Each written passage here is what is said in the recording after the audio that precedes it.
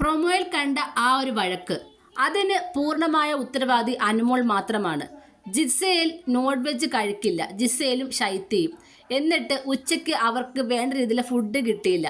ഇന്നലെ big boss കൊടുത്ത മോരുകറിയും തോരന് മാത്രമായിരുന്നു ഇവർക്കുണ്ടായിരുന്നത്.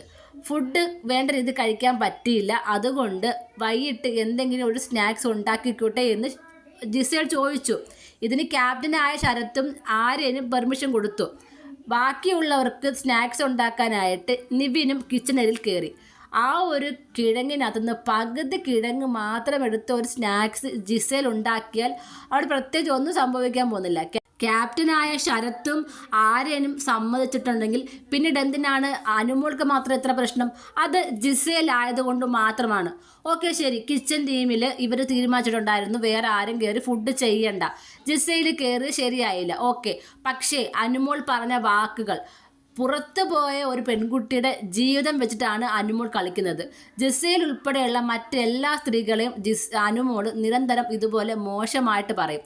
ഇതേ കാര്യം അനുമോളെ പറഞ്ഞാൽ എനിക്ക് പുറത്ത് വീടുണ്ട്, അമ്മയുണ്ട്, അച്ഛനുണ്ട്, കുടുംബമുണ്ട് എന്ന് പറഞ്ഞ് അലമുറയിട്ട് കരയുകയും ചെയ്യും. അപ്പോൾ അനുമോൾക്ക് ആരെയും എന്തും പറയാം, അനുമോളെ ആരും ഒന്നും പറഞ്ഞുകൂടാ. ഇതാണ് ആ ഒരു വഴക്കുണ്ടായതിൻ്റെ മെയിൻ കാരണം. അനുമോൾക്ക് ജിസേൽ ഫുഡ് ഉണ്ടാക്കിയത് ഇഷ്ടപ്പെട്ടില്ല. ജിസേലിനോട് തീരാത്ത ഒരു പകയും വെച്ച് നടക്കുന്ന ഒരു വ്യക്തിയാണ് അനുമോൾ. അതായത് എനിക്ക് തോന്നി വളരെ ക്രൂരമായ മൈൻഡായിട്ടാണ് അനുമോൾ പെരുമാറുന്നത്. ഒരു ചെറിയ കിഴങ്ങ് അതിൻ്റെ പകുതി എടുത്ത് ഫുഡ് ഉണ്ടാക്കി കഴിച്ചോട്ടെ, അവർ വിശപ്പിനല്ലേ, അല്ലാതെ ലാഫിഷായിട്ടൊന്നും ഒരു കാര്യം ചെയ്യുന്നില്ല.